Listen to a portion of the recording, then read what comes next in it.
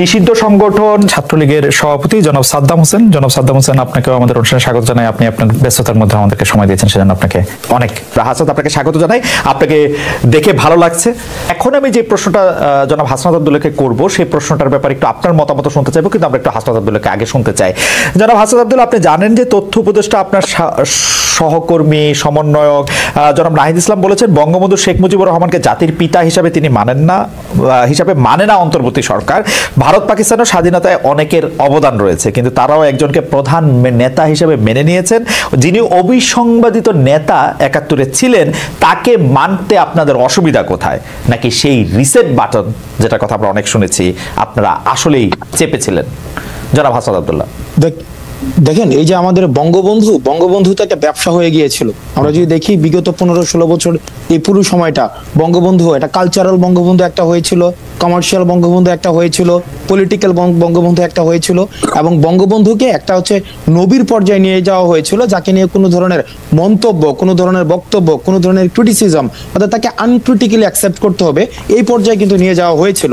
যেমন দেখেন, গত 16 বছরে 15 বছরে আপনি এই যে খালিদ মহিউদ্দিন ভাই, আপনি কি দেখেছেন যে বঙ্গবন্ধুকে নিয়ে কোথায় কোনো কার্টুন লেখা হয়েছে, ক্রিটিসিজম লেখা হয়েছে? আমরা দেখেছি একে খন্দকার যখন বঙ্গবন্ধুকে নিয়ে একটা কথা বলেছিলেন, তাকে পরবর্তীতে এসে কিন্তু আমরা দেখেছি প্রেস কনফারেন্স করে তাকে হচ্ছে ক্ষমা চেতে হয়েছিল, এবং বলতে হয়েছিল যে বিএনপি তাকে বাধ্য করেছিল যে ৭ই মার্চের ভাষণ নিয়ে ওই ধরনের একটা বক্তব্য দিতে, যে বঙ্গবন্ধু জয় বাংলার পরে জয় পাকিস্তানও বলেছিল। এখন দেখেন, ৭ই মার্চের বক্তব্য নিয়ে, ৭ই মার্চের ভাষণ নিয়ে কিন্তু আমাদের আলোচনা, সমালোচনা, পর্যালোচনা, এই বক্তব্য, এই যে দরজাটা ওপেন রাখার দরকার ছিল, কিন্তু বঙ্গবন্ধুকে একটা মীমাংসিত করে ফেলা হয়েছিল, ক্লোজড করে ফেলা হয়েছিল, যার কারণে মানুষ যাকে নিয়ে আলোচনা করতে পারে না, সমালোচনা করতে পারে না, তার কোনো বৃদ্ধিও কিন্তু থাকে না। ঠিক একইভাবে বঙ্গবন্ধুকে এমন একটা পর্যায়ে নিয়ে যাওয়া হয় যেটাকে ইম্পোজ করা হয়, মানে পুরো জাতির কাছে কিন্তু এটা ইম্পোজ করা হয়, যেটা 5ই অগস্টে আপনারা দেখেছেন বঙ্গবন্ধুর মৃত্যু, ওই যে আমরা দেখেছি মুজিবের মুজিবের মূর্তি যেভাবে ভাঙা হয়েছে, মানুষের যে উল্লাস প্রকাশ হয়েছে, সেটার মধ্যে দিয়ে কিন্তু মানুষের স্বস্তিটা কিন্তু প্রকাশ পায়। আপনি কোন জাতিকে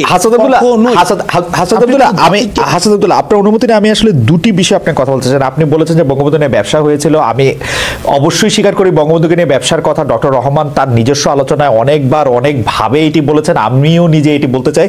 তো বঙ্গবন্ধুর ব্যবসাটা যদি একটা থিসিস হয়, তাহলে কি তার এন্টিথিসিসটা দাঁড় করা দরকার হচ্ছে এইভাবে, যে তার একক যে মানে অবস্থানটা, তিনি যে একটা অবিসংবাদিত নেতা ছিলেন, সেই জায়গাটা থেকে বেরিয়ে এসে আপনি কি তাকে নিয়ে কার্টুন করতে চান এখন? মানে ওয়ানলি বিকজ তাকে নিয়ে ব্যবসা করেছিল আওয়ামী লীগ, এখন আপনি তাকে কার্টুন করতে চান? এখন আপনি তার মূর্তি ভাঙার কথা বলেছেন, থিসিসের কথা বলেছেন। আওয়ামী লীগ কিন্তু এন্টিথিসিসের যে রাস্তাটা, সেটা বন্ধ করে দিয়েছিল। থিসিস যেখানে থাকবে সেখানে এন্টিথিসিস থাকবে, সেটা থেকে সিনথিসিস আসবে। কিন্তু আওয়ামী লীগ যে কাজটা করেছিল, শুধু বঙ্গবন্ধুকে রেখে আশেপাশের যেই ক্যারেক্টারগুলো রেখেছিল তাদেরকে ওয়েপ আউট করে ফেলেছে। তাজউদ্দিনের কথা কখনো বলা হয় নাই, সৈয়দ নজরুলের কথা কখনো বলা হয় নাই। অর্থাৎ শুধুমাত্র বঙ্গবন্ধু কেন্দ্রিক যে মুক্তিযুদ্ধটা হয়েছিল, কিন্তু আমরা দেখি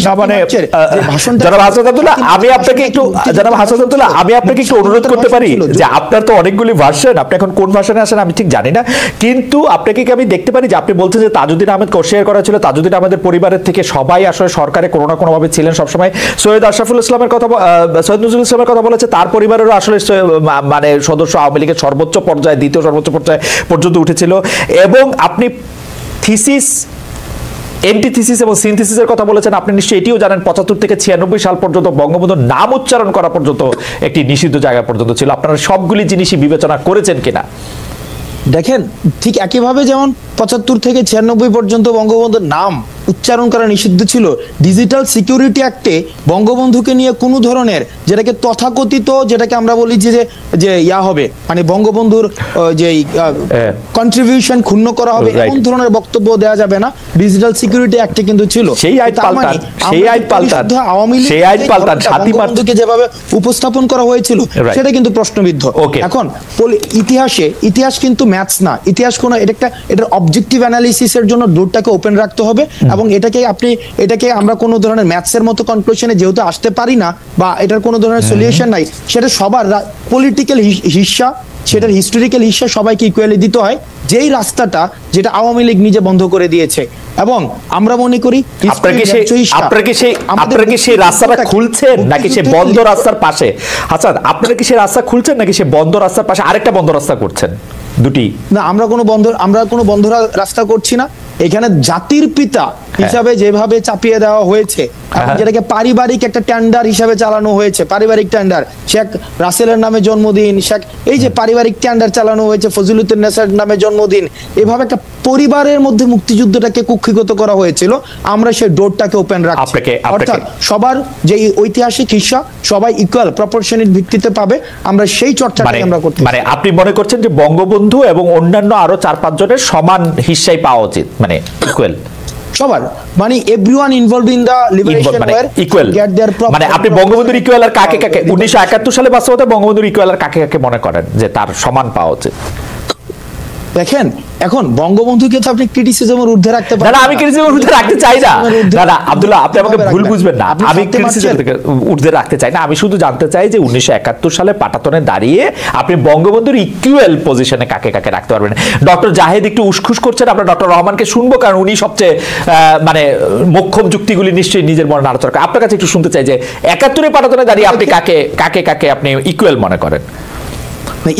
ইকুয়াল এখানে দেখেন, ব্যাকস্টেজে যাদেরকে আওয়ামী লীগ ফেলে দিয়েছিল, অর্থাৎ কাল্ট ফিগার, শেখ মুজিবকে যেভাবে কাল্ট ফিগার বানানো হয়েছিল, অন্যান্য আশেপাশের ফিগারগুলোকে একদম উইপ আউট করে আমরা চাই প্রত্যেকেই এই হিস্ট্রিতে প্রপার ভাবে চর্চিত হোক, সবাইকে নিয়ে আলোচনা করা হোক, সবার যেই রাজনৈতিক হিস্সা, ঐতিহাসিক হিস্সা তাকে সেভাবে বুঝিয়ে দেওয়া হোক।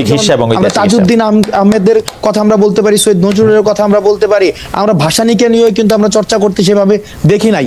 আমরা যদি দেখেন গত 16 বছরে শুধুমাত্র বঙ্গবন্ধু এটাকে আমরা গতকাল একটা বক্তব্য দেখেছি, বঙ্গবন্ধুকে নিয়ে চর্চা করা নাকি একটা সওয়াবের সমপর্যায় পর্যন্ত হয়েছে। ইন্ডিভিজুয়াল একটা কোনো কারণে আপনি রাস্তায় নেমে যাচ্ছেন, এখন আমরা কিন্তু বারবার আমরা তাদেরকে রাস্তায় নামতে বাধা দেওয়ার মতো আমরা কেউই না, আমরা কিন্তু এই অথরিটি আমরা হোল্ড করিই না। যেমন গতকাল যখন আমরা হাইকোর্টে গিয়েছি, এই কাজটাকে আমাদের ছিল, এই কাজটা কিন্তু আমাদের ছিল না, কিন্তু আমাদেরকে করতে হয়েছে to serve national interest. Hasan, আমি একটু এই প্রশ্নটা আপনাকে করতেই চাই। এটা আমার পরের প্রশ্ন ছিল যে আপনি ভালো উপর করেছেন যে আপনি হাইকোর্টের প্রসঙ্গটা তুলেছেন, যে আপনারা বিক্ষোভ করে আগের প্রধান বিচারপতিকে অপসারণ করেছেন, এবং আপনারা কি জানি বলেছেন যে ফুল কোর্ট রেফারেন্সে তাকে এই করা যাইতে পারে, কিন্তু ফুল কোর্ট রেফারেন্স জিনিসটাই আসলে সেইটা না। এখন আরো বিচারকদের বিরুদ্ধে আপনাদের ক্ষোভ, আপনাদের অনুগত লোকজনের দিয়ে কি আপনারা কোর্ট সাজাতে চান, নাকি minus Awami League plus BNP Jamaat করতে চায়? লেয়ারে চলে গেছে আলোচনাটা, দুইটা লেয়ারে চলে গিয়েছে। আমি একটু পিছনে আপনার যে মানে প্রশ্নটা একটা মিসকনসেপশন না হয় পাবলিক পারসেপশনে থেকে যাবে, আমি স্পষ্ট করতে চাই। সেটা হচ্ছে যে কাউকে আন্দোলনে বাধা দেওয়া, সেটা রাইট বৈষম্যবিরোধী ছাত্র আন্দোলনের নেই, বা যারা হচ্ছে বিপ্লব করেছে তাদের নেই। কিন্তু আমরা যেহেতু সবাই চাচ্ছি এই গভর্নমেন্টটা ফেল না করুক, এই গভর্নমেন্টের পর্যাপ্ত সময় দিতে হবে। গত 16 বছর যেহেতু আমরা অপেক্ষা করতে পেরেছি, বিভিন্ন রাষ্ট্রের বিভিন্ন অসঙ্গতি নিয়ে কিছুদিন গভর্নমেন্টকে আমরা সময় দিই, একটা নির্দিষ্ট একটা যৌক্তিক সময় পর্যন্ত।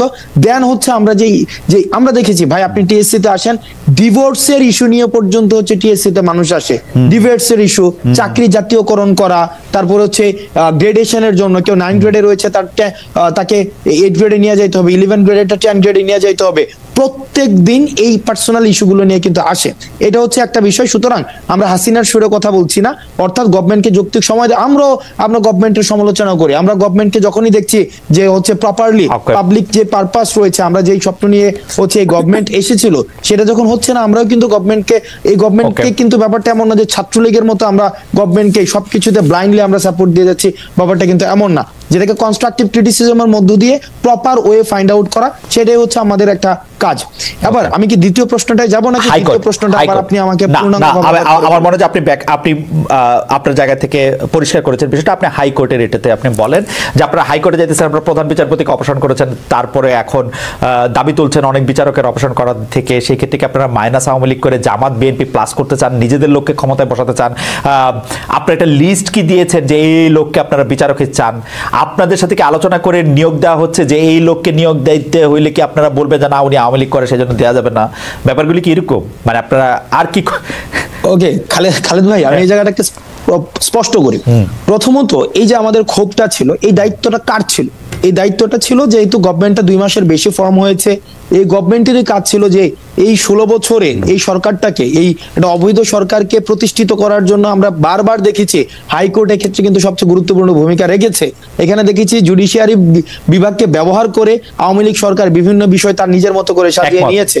এখন দেখেন এই কাজগুলো ফ্যাক্ট ফাইন্ডিং কমিটি করে কাজটা কিন্তু ছিল ওই যেটা আইন মন্ত্রণালয়ের, তারা যেহেতু করেনি, পরবর্তীতে একটা পর্যায়ে আমরা দেখলাম হাইকোর্ট প্রাঙ্গণে আবার খুনি হাসিনাকে পুনর্বাসন করার জন্য সেখানে হচ্ছে মিছিল দেওয়া হচ্ছে।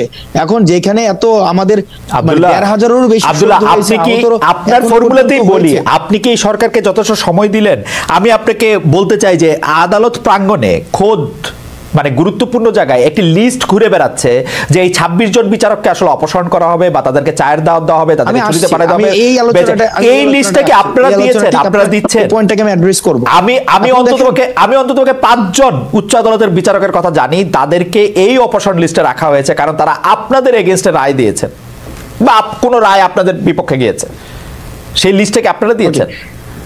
ওকে, ঠিক আছে, একদম এক কথায় উত্তর, আমরা বৈষম্যবিরোধী ছাত্র আন্দোলনের পক্ষ থেকে কোনো লিস্ট দেই না এবং দিবও না। কেন দিব না? কারণ এটা হচ্ছে মূলত প্রধান বিচারপতি সহ অন্যান্য যারা বিচারপতি বা এই বিষয়ে যারা হচ্ছে কনসার্ন কর্তৃপক্ষ, তাদের কাজ। এখন আমি যদি একটা লিস্ট ধরাই দেই যে ২০ জনকে পদত্যাগ করেন, ২৫ জনকে পদত্যাগ করেন, মানে it will not actually set any perfect instance. তো যার জন্য আমরা এটা করেছি যে যারা গত ১৬ বছরে এই আওয়ামী লীগ সরকারকে বিভিন্ন অবৈধ জাস্টিস নিশ্চিত করেছে, তাদেরকে সেখানে হচ্ছে অপসারণ করতে হবে।